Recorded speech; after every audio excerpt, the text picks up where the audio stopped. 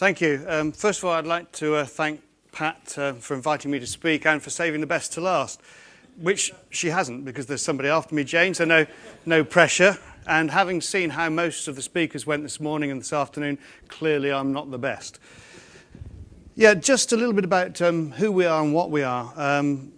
We are essentially primary growers. We don't, as the introduction alluded to, we don't grow potatoes or hops anymore. We've been very big in those in the past. But we're a family-owned business, second generation. And I mention the second generation because that's a little bit more important when we go forward. 5 sites across Kent to spread our risk from frost predominantly and hail, those sort of risks. We're investing in hail nets now to cover our orchards. We'll cover that in a moment. We have diverse cropping. So to clarify, top fruit, black currants, grapes and combinable crops. The top fruit, apples and pears, most of you will know. We grow, these are the common varieties we grow that you might know. You'll notice that some of those, Kansi, Red Prince, Opal, all are registered trademarks. That's because they are not the varieties. They are the trademark that the apple variety is marketed under. So like Pink Lady isn't a variety. Cripps Pink is the variety. But to get something that the consumer can latch on to, a brand is far more important. In top fruit, we're probably going a little bit too far. Everything's a brand now. Wonderful, terrific. But actually, there isn't a lot of space for all of those brands. There's another brand, Ribena. Our black currants are grown on contract for Ribena. Machine harvested, bush plants grown on a field scale. Grape, grown on contract for a sparkling wine producer, Chapeldown, one of the new up-and-coming wine producers in the UK. We also have farms, as I said, spread across Kent, but centralised storage and packing facility. And this is, I think if this goes correctly, this is what one of our farms looks like, just to give you an idea. So this isn't what you see in the Magners adverts or in anything that the consumer can relate to. And so we love drones in our business as well, by the way. But we're just showing you this. I'm just showing you this just to give you a little idea of what everything looks like. And if you look just here, coming up through the middle of that orchard, is a sprayer spraying the crop. Again, we'll come back to spraying in a moment, but that's a sprayer spraying one single row. So you can see our orchards running very nicely down the hill.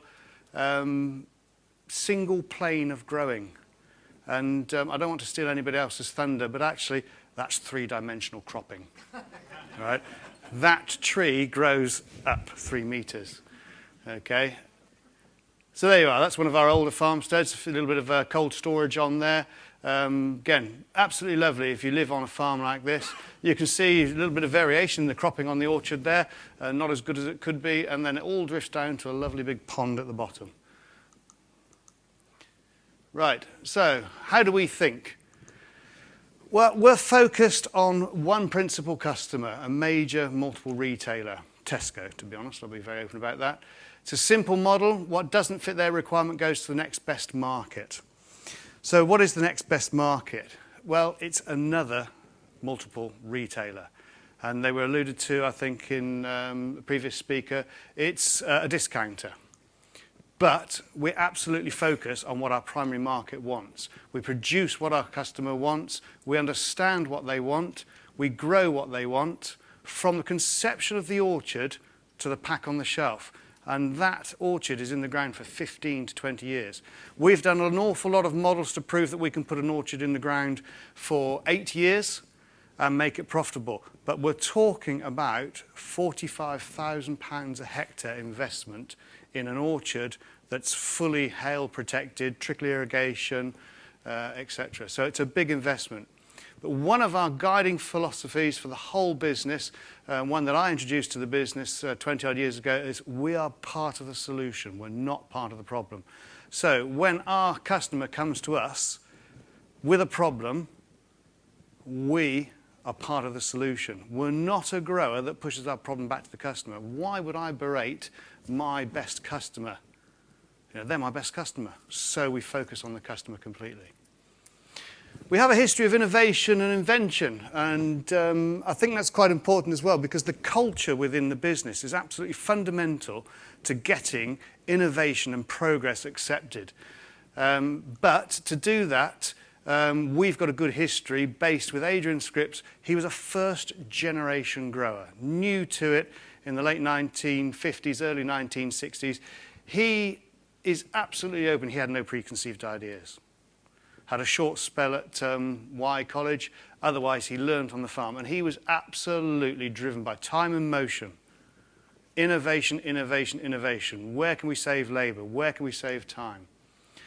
Big focus on reduction of labor, as I've mentioned. And something else, simple systems done well. And then we've added in the future on the large scale. It doesn't need to be complicated. It needs to be simple.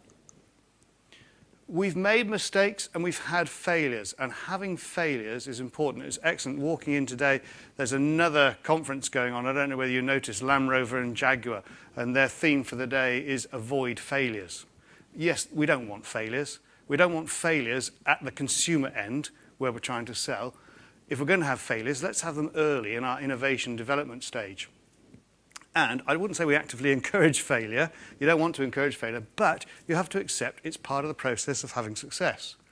Okay, so we've had failures. We've planted the wrong varieties at times. We had 40% of the world's production of an apple called Green Star. It was awful. It was a dog.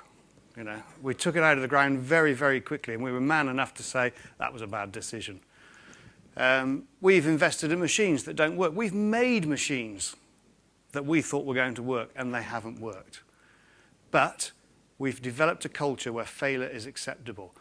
And again, I think it was Amanda this morning mentioned, was talking about success and failure. Sorry, I'll just go back to that, just a little point at the bottom. A culture where failure is acceptable as long as the planning has been robust. Okay? If you plan to fail, yeah, if you fail to plan, you plan to fail. And that's so true. It's an old cliche, but it's so true. So yeah, planning is quite crucial to that. But don't be afraid of failure. Failure is the opportunity to begin again more intelligently. Famous quote, Henry Ford. Our greatest weakness lies in giving up. The most certain way to succeed is always to just try one more time. I thought when somebody mentioned Thomas Edison this morning, they'd stolen my quote, but we got away with it. There are no secrets to success. It's the result of preparation, hard work, and learning from failure. I don't think this chap's quite as famous as the other two. It was Colin Powell. Do you remember the American general? And then this one, the greatest barrier to success is the fear of failure. I don't know who said that, but somebody said it. I'd like to claim it, but I can't. So within our management team, we try to maintain a culture where they're happy to innovate and drive forward. So why are we trying to equip ourselves for success?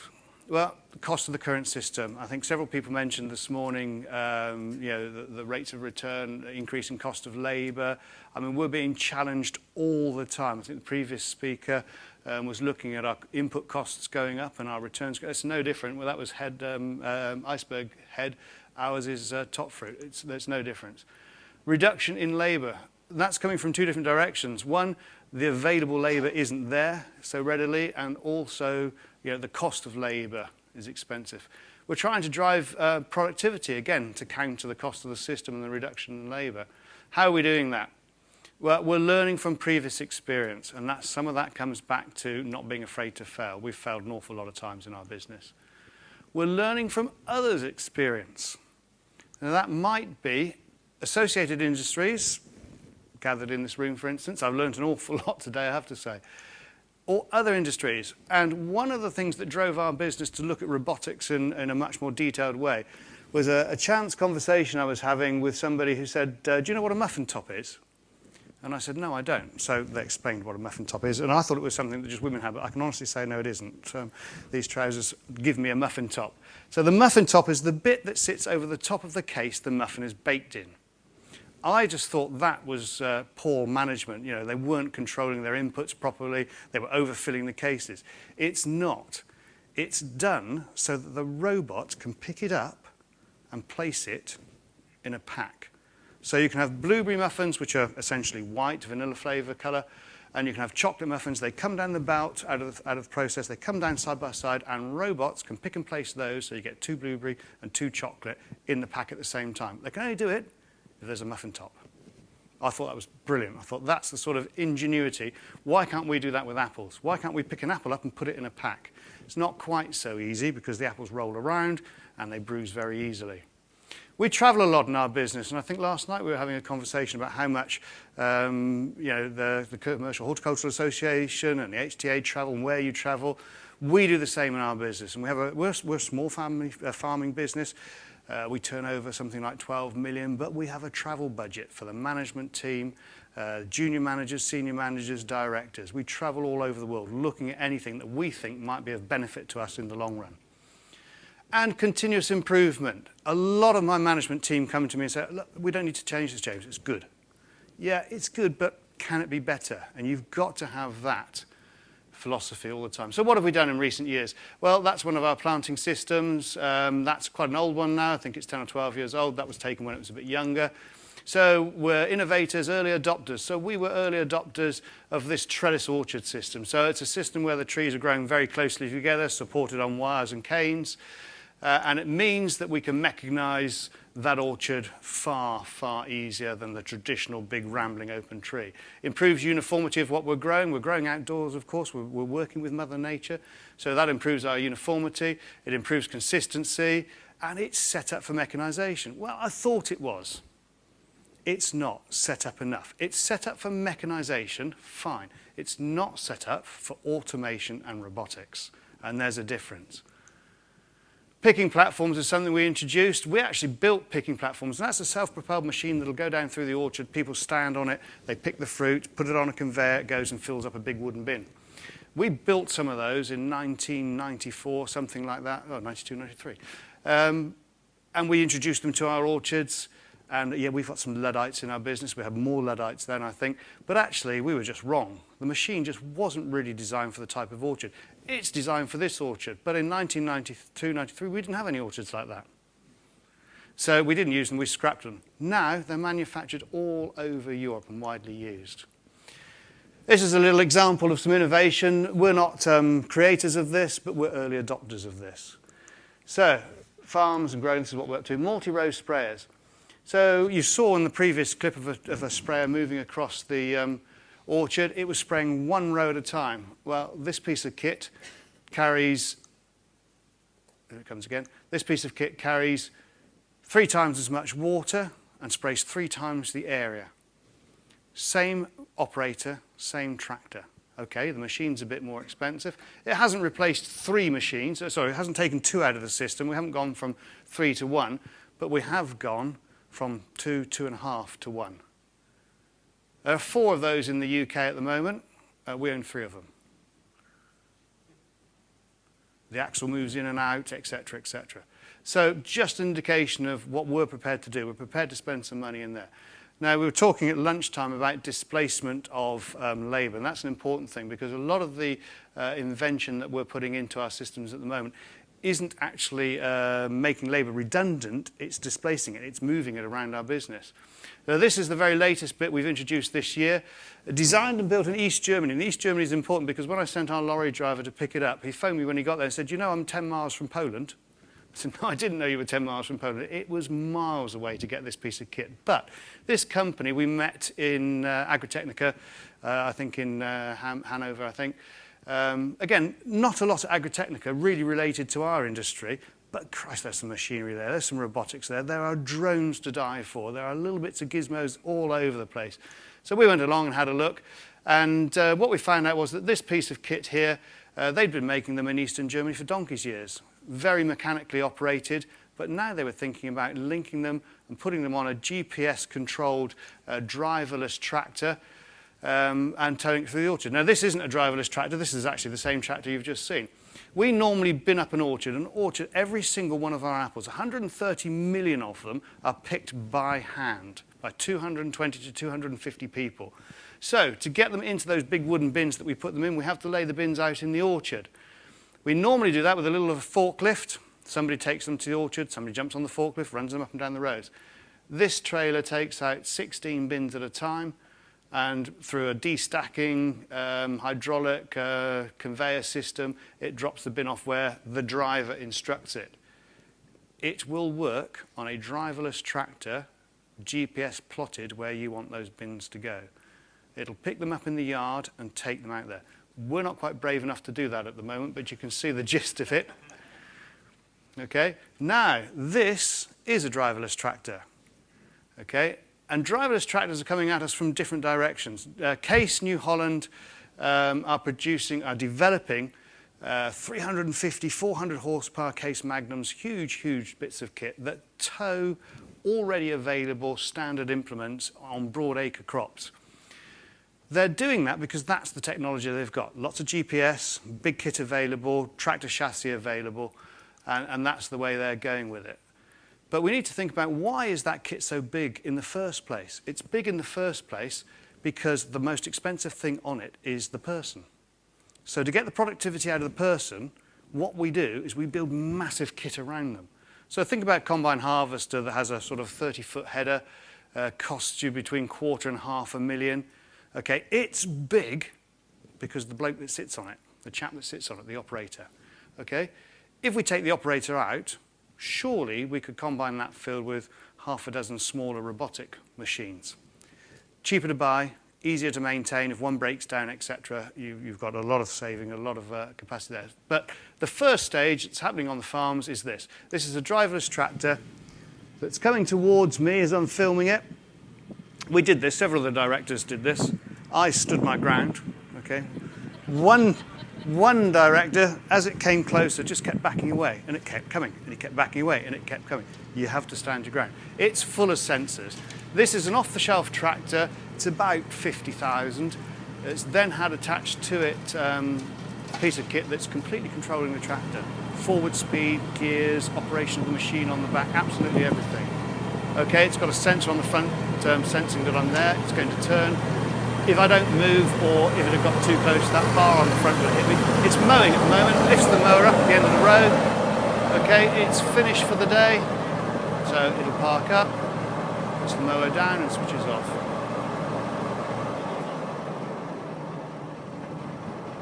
We can fit that tractor to the piece of kit you saw on the earlier film and deliver bins to the orchard. We can then program it to go up the orchard and pick the bins up and bring them back. Okay, we haven't bought that just yet, but, you know, it's a halfway house as far as we're thinking. It's useful in the fact that actually you can sit an operator on it, which means you can use the operator for other things. You don't have to run that on the GPS, fully autonomous control. You can do something else with it. So, you know, you can do two things with it. But actually, how close are we to automatic tugs going through the orchard? We've seen them mowing. Any of you play golf? I don't. It's just a good walk ruined in my book, and I'm not very good at it anyway. But there are a lot of golf courses and municipal grounds being mown remotely, autonomously by robots. Anybody got one of those little lawn mowers or hoovers that whizzes around the house on its own? Very simple technology. Hits things, turns around, off it goes. The new ones don't hit things. Yeah. Well, they're mowing golf courses and municipal parks with that sort of kit already. So it's not very far from us. So that's what we've been doing in our farms, just to give you an idea of the whole process through. So we're growing fruit, we're manually harvesting fruit at the moment. We'll look at robotic harvesting in a moment. But then we're getting to storage. So a little bit of boring stuff here. We run controlled atmosphere stores where we have the ability to regulate the atmosphere within each store. And we're talking about stores that are, well, something the size of this room, really. So we've got 60-odd cold stores that each hold 200 or 300 tons of apples and pears. And within most of those, we've got the ability to regulate, in all of them, we've got the ability to regulate the atmosphere. So we can have a different regime. We've got activated carbon absorbers to remove the CO2. We've got nitrogen generators to replace the oxygen in the store with the nitrogen. We've got, so this is giving us the process of balancing the natural gases of respiration. So we're putting the apples to sleep. We can also take out the ethylene in the store if we want to as well. And traditional controlled atmosphere storage, developed in the UK, brilliant, is set to predetermined regimes. So we're challenging ourselves to see if we can do better than that. So we can store for 6 to 8 months depending on the variety. So we're moving, in fact we've moved in a huge way, we've got 22 chambers now of what we call dynamically controlled storage. We're not just thinking about the variety, we're thinking about each apple, or thinking about the apples that are actually in that store. So we're looking at the apple, and considering the respiration of that apple within that individual store, and we're setting the regime to the requirements of the apples in that store. Because what we've found over the years, we can harvest Gala on 3 different farms the same day, so from 3 different orchards, and when we put them into store, they react totally differently. What this does, this system monitors the colour of the chlorophyll in the apple's skin. And what we're effectively doing is we're lowering the atmosphere, the oxygen around that fruit until a point when the apple becomes stressed, and then the skin changes colour. We know at that stage we've stressed the apple, we ease the regime off, and then we can put the fruit to sleep at the new regime, which could be quite a bit different from the textbook regime for Gala. What we're finding is that we can do that repeatedly through the life in store. So we're trying to store apples for 6 to 8 months. We were talking earlier at lunch about self-sufficiency in UK apples. And something around 50 to 60% of, we're only 56% self-sufficient of apples in the UK. And a big part of that is that the consumer doesn't understand this, and again, mentioned this morning, the consumer is so disengaged with boot-on-the-ground agriculture that they don't understand that apples don't grow on trees 12 months of the year. We can't go out today and pick an apple. Well, we are actually. We're picking lots of apples today at home, Braben. But what I mean is we can't at Christmas. It just doesn't work. It doesn't happen like that. It doesn't happen all the way through the winter. So we're trying to extend the season to our consumer using some science and technology. We're innovating. Actually, here we're early adopters. There's a slight difference there in that this is an established system that's been trialled all around the world. We're just the first really commercial scale adopter in the UK of this. And this is extending storage life. Improves the fruit texture. Now, a Canadian scientist that developed this, we spoke to him and said, ooh, in our first year we had some really horrible experiences. I don't know if you know, but if you store an apple too long, or if you store it in the wrong condition, it goes alcoholic. It literally ferments. The flavour changes, everything changes. And I said to him, well, we had 3 stores go alcoholic on us, just a faint taint. So we eased the regime off and then kept monitoring them, taking some apples out every week, taking a bite out. Then re-established the regime. And he said, yes, what you've done is you've overstressed it and you've broken down the short-chain sugar molecules to create, the long-chain sugar molecules to create short-chain sugar molecules. And he said, if you get that right, you get fantastic flavour. If you get it wrong, you get something that's, even pigs won't eat. It's awful. And that's what we found. So he suggests, but it's not his fruit to gamble with, he suggests that actually we stress the fruit a little bit more and see if we can improve the flavour. I don't know whether we're brave enough to do that. Anyway, this gives you a little bit more of an idea of what we do. This is the cheesy bit. This is a Tesco advert. That's the cheesy chap walking around. Gives you an idea of what we're doing. We'll talk about it in just a little moment. But so there we are. That's how picking's conducted at the moment. Adrian Scripps Ltd have been growing apples for Tesco for over 30 years. Our orchards would cover approximately 400 football pitches if all pulled together. We love growing.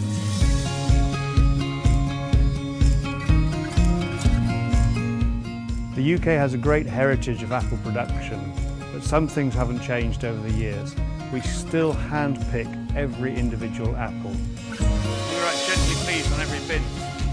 Even though most of our workers don't speak English, they understand what it means. To maintain the very best quality for our customer, the fruit is handled in water as much as possible.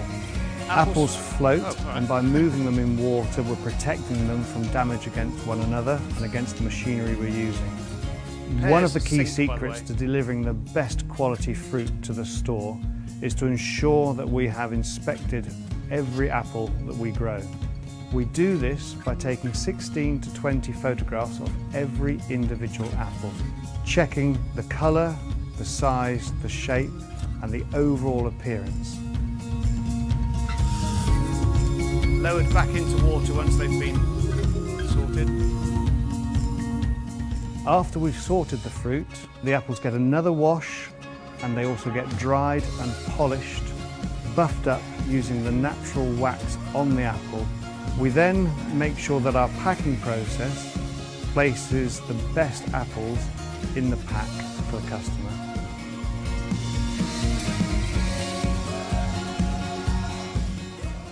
We take a lot of care and consideration when we're growing our apples, essentially with the customer in mind. The end product needs to be desirable, attractive, and deliver the flavour and texture that's wanted. The whole principle of our growing process is to care for the apple, so much so that we have Gently Pleased printed on our bins.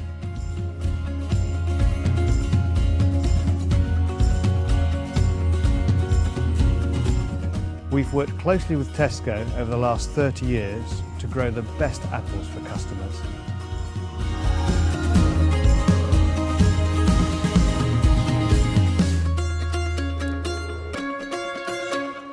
I'm not sure that's actually a Kentish sunset at the end, but it can look like that occasionally. That was done for Tesco, but it gives you an idea of what we do and what it looks like.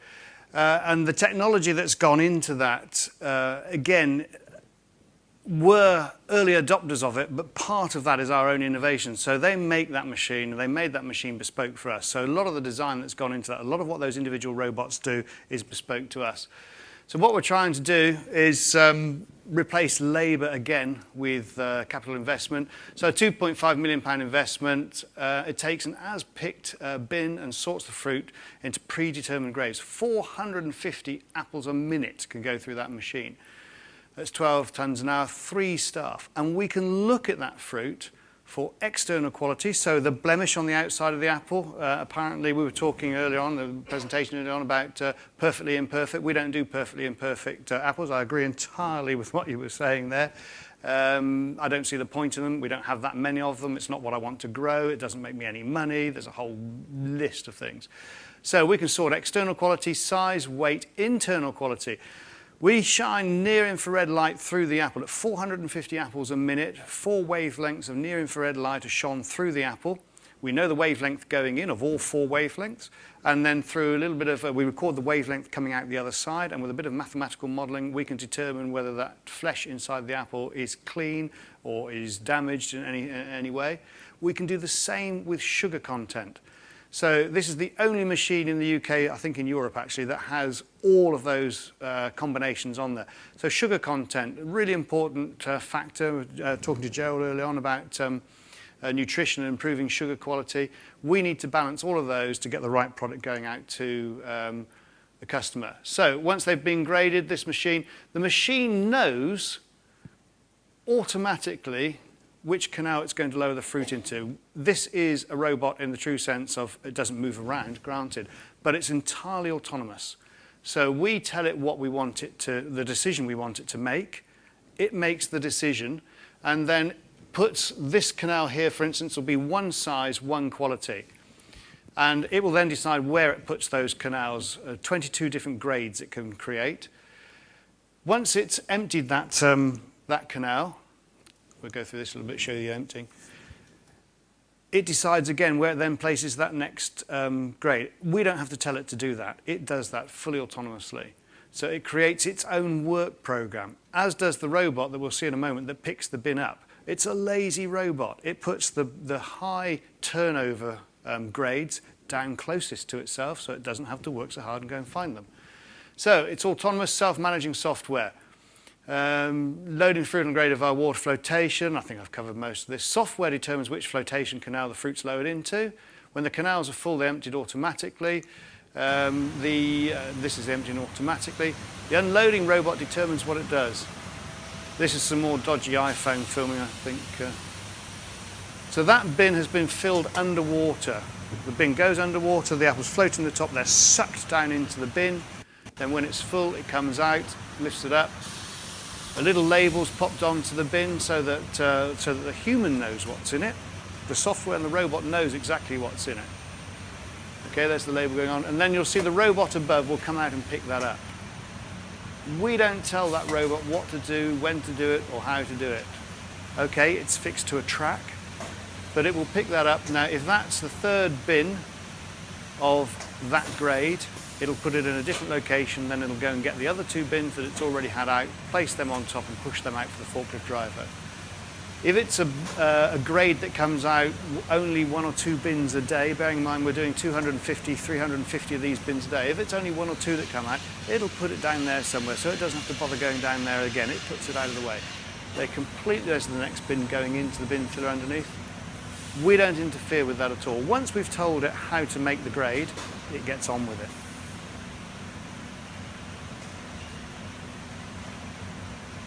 Clever stuff. Okay, then we're on the side again by the looks of it, are we? Yeah. We've still got too many humans in our business. And the reason we don't want so many humans in our business is that they need to go to the loo, they take time off, they talk, they make different decisions, you know. Fine, we're all like that, it's all very nice. But actually, when we're trying to increase productivity per person, per hour, per minute, per pound, we've got to do something to assist the human. So we're mechanising as much as we can mechanise. So very simply, we're packing. We're replacing people with mechanisation. So what we're seeing here is rather than putting an apple in a bag and tying the neck with a piece of tape, we've got a semi-automatic system feeding this flow wrapper. The person is there just to double check. There are 6 going into each pack. We've got a machine one side of her putting 6 in. We've got this machine sealing the 6. Okay, and then they're coming out. We've got a new piece of kit we've just installed beyond the checkware, where we've got a robot that will collate these into layers of 6 packs, pick them up, and put them into a crate. Okay, it's not there at the moment. You can see it just in between. There's a little robot, that's the robot cage it's in. There's a few women on the other side at the moment still packing these by hand. But that robot there, focused in, that will collate a whole layer of 6, pick the whole layer up, put it in the crate. We don't need the staff to do that. That's running now in our pack house. It wasn't running then. This is what they're doing the other side of the robot. But again, we've mechanised this in such a way that actually it's very simple. I don't know if anybody knows what a lazy Susan is. If you've got a posh dining table or you're in a good Chinese restaurant, it's the thing that spins around so that you can get to everything easily. Okay, well, most of the packing traditionally has been done on a lazy Susan table. Now we've arranged the packs so that they're in line, so that they're quick and easy for the person to pick up. We're automating the person.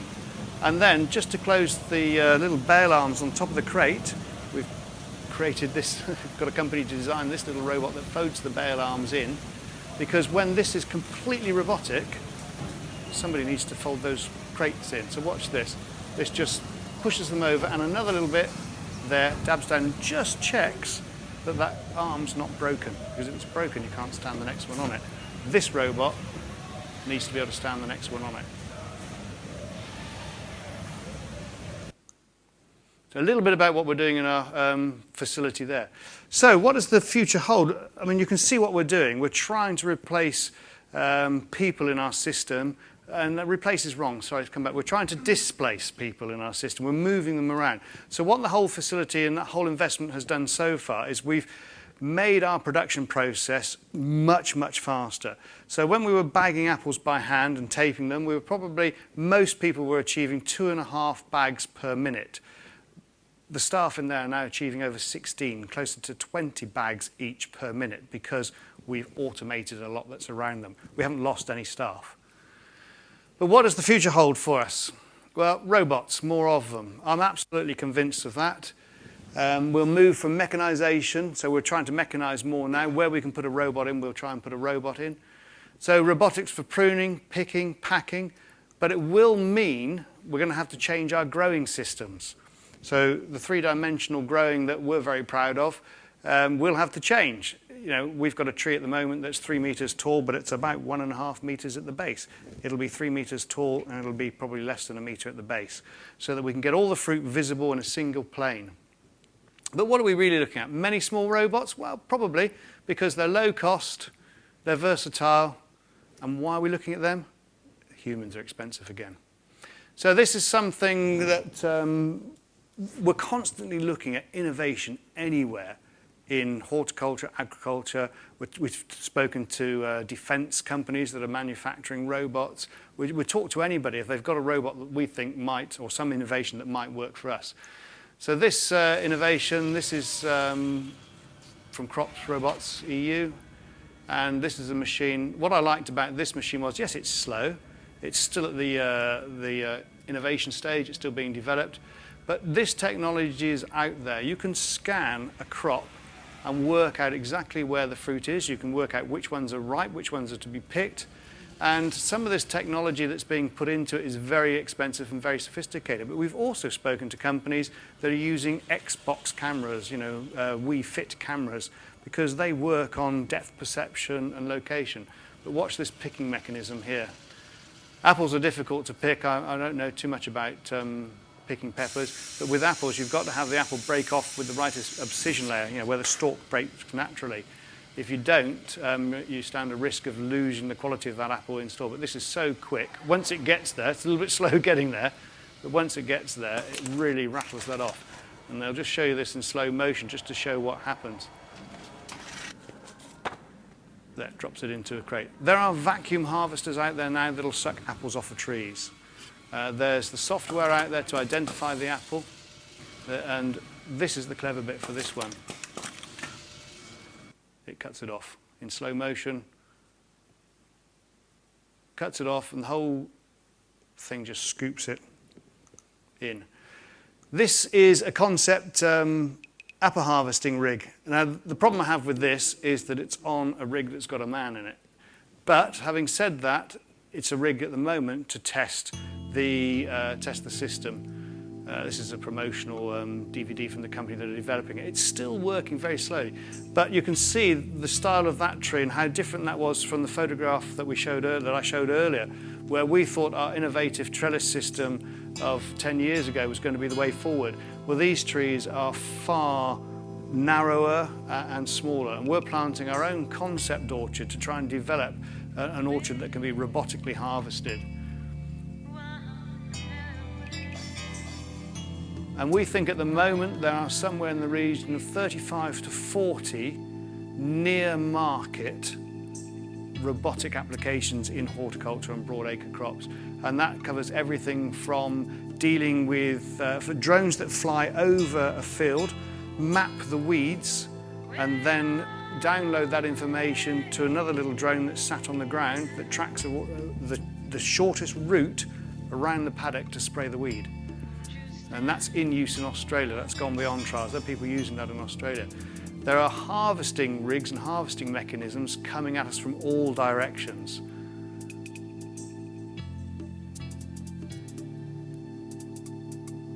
So this one just has a little pair of scissors or something at the top that just cuts it off. I've seen others, sorry, this one pushes it. This tries to get the apple to break off at the proper abscission layer. It's a slow process, but there, that's where an apple should be picked. Okay, that looks very slow. We've got people that can pick sort of, I don't know, they pick about 1/3 of a tonne to 1/2 a tonne an hour. That's not going to pick 1/3 of a tonne to 1/2 a tonne an hour. But 3 or 4 years down the line, it might get close.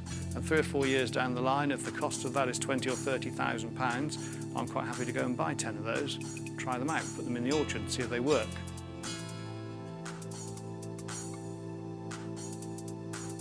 Gets there eventually. Oh, there was one more slide. Anyway, essentially, when do we think that's going to be available? I think we're looking at probably 2022, 2023 for commercial robotic harvesting. Driverless tractors, they're there and available now. It's just getting the right application for them. So our business will continue to invest in robotics, in innovation, in essentially anything that will drive us forward. Thank you.